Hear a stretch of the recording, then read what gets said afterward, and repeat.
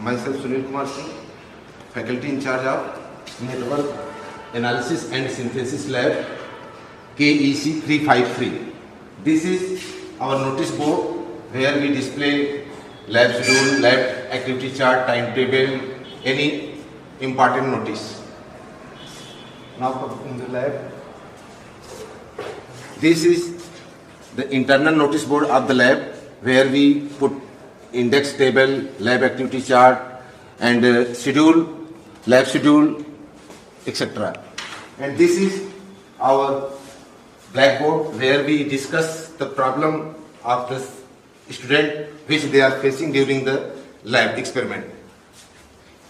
And in the lab there is our vision and mission of the college as well as our department, electronic and communication itself, and there is one other thing which we are displaying in the lab are program specific outputs and program educational objectives to the student.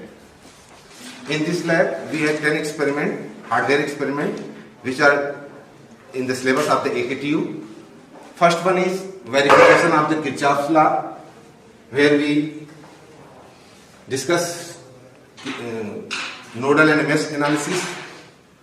And the second experiment and second experiment is about the verification of the superposition theorems, where we discuss about the verification of the superposition theorem. Means it is used for multiple input sources. And experiment number third is based on the verification of the Thevenin theorems and maximum power transfer theorem. Experiment number 4 is also based on network theorems. In this experiment we discuss about the verification of the Thevenin theorems. Similarly, in fifth experiment we discuss about the design and the cutoff frequency of the low pass and high pass filter,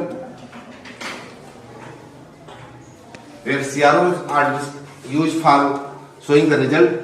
In the sixth experiment we are discussing about design and find the band pass frequency of the band pass filter.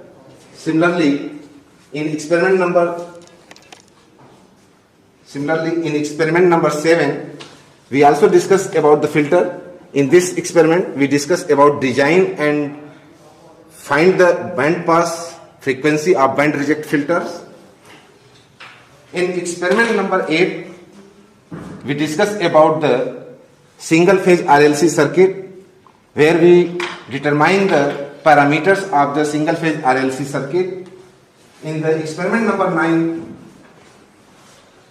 and 10 we discuss about the resonant condition, in which we find the parameter and values of the RLC series resonance circuit, where we determine the resonant frequency and bandwidth, etc.